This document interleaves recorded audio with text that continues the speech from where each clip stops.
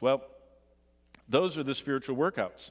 Basically, exercise yourself, train yourself, discipline yourself, train yourself to be godly. But all of those words are the same Greek word. In fact, I wrote it for you there. It's gumnazo. Do you see it? Gumnadso. Can you see that? Gumnazo. It's very clear up there in Greek. It's Greek to me, too.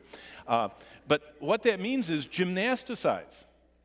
I mean, that's a very good translation of that word gumnazo. It means to gymnasticize. Have you ever seen a gymnast? I mean, you've ever seen how they can control and balance and flip and do all those things? Do you think she just walked in and learned that overnight? It was endless hours of practice. Now look at that. Gymnasticize. It means exercise, work out, train, put the exertion and the effort and the time and the sacrifice and the denial of other things in order to accomplish that. Now, as soon as we start talking about that with anything to do with spiritual things, what do people immediately think about? Oh, they think that's legalistic. Well, let's examine what that means. Because this exercise, first of all, is prescribed by God, but it's not just prescribed by God, it's centered on God. He's the one that said, I want you to do it, and then he told us what he wants us to do. We know hard work is necessary in athletics and in the arts and in the sciences, but when it comes to our spiritual life, people hesitate. When they hear words like discipline and train and exercise, it sounds like legalism, but that's an incorrect line of thinking if you read the scriptures.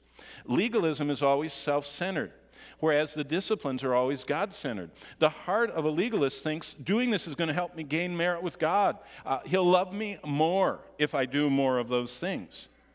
But the heart of the follower of Christ thinks, I do this because I love the Lord. And I'm motivated by pleasing Him because He wants this, I love Him, I want to do this. Paul had a lot of experience in knowing the difference between legalism and grace. Paul never would give an inch to the legalists. He constantly challenged them and told them that their self-effort would gain them nothing.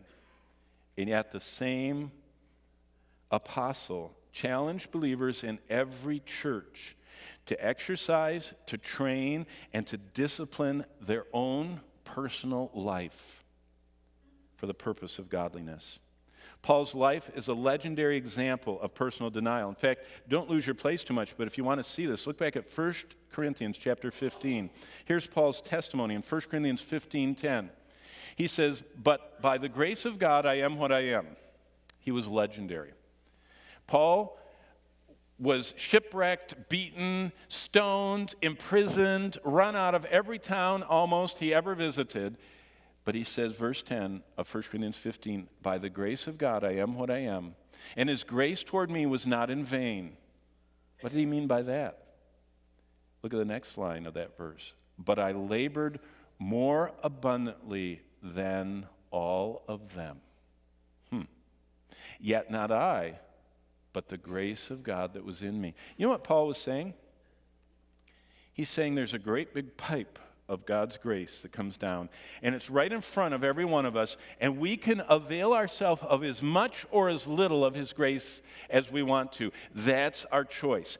We exercise ourselves toward godliness, we're taking all we can, and we are, by His grace, denying ourselves and seeking Him, or we can just neglect all that.